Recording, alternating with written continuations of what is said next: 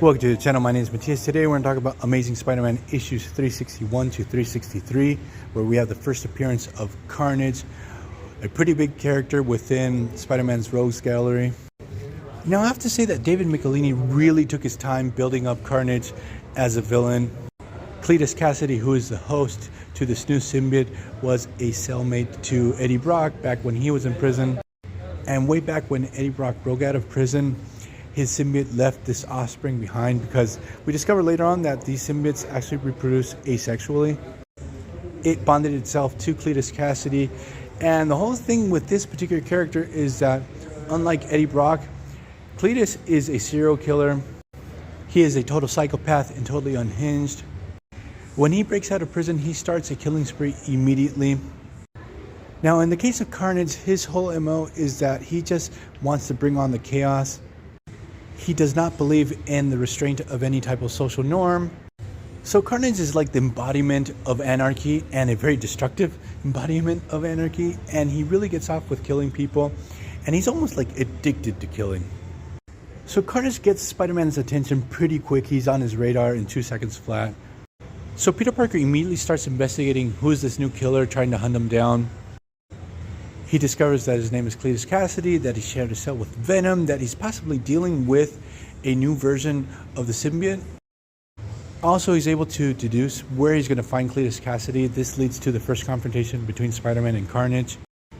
And I must say, I really love the character design to Carnage. It's one of Mark Bagley's best. In this first battle, Spider-Man realizes immediately that Carnage is a lot more dangerous compared to Venom. He's able to create blades and spikes with his symbiote and shoot him out. And this first battle actually stops because Carnage kills a cop on the spot. And Spider-Man disengages trying to save this cop's life, but he's way too late. Spidey realizes that he's not going to be able to take down Carnage on his own. So he takes the pretty ballsy decision to ask help from Venom / Eddie Brock. But there's one really big issue. Venom thinks that Spider-Man is dead. He actually tricked Venom and left him on a desert island. So Eddie Brock is not going to be happy to see Spider-Man alive and kicking. Eddie Brock totally flips out when he sees Spidey, and obviously he attacks him. So we get a pretty cool team-up battle with Spider-Man and Human Torch going up against Venom, trying to knock some sense into him. They really want to talk him down because they need to discover where the hell this new symbiote came from. And Eddie actually stops his attack when he discovers the existence of Carnage, especially when he discovers that he's killing innocent people. There's this really hilarious moment where we have Eddie Brock having a conversation with the symbiote. There's no dialogue that we can see. And there's a moment where Eddie's like, oh crap, I had no idea the symbiote can reproduce asexually. And he's sort of angry with the symbiote that the symbiote never told him that it had a child. So he realizes that Carnage is his responsibility, so he sets aside his differences with Spider-Man.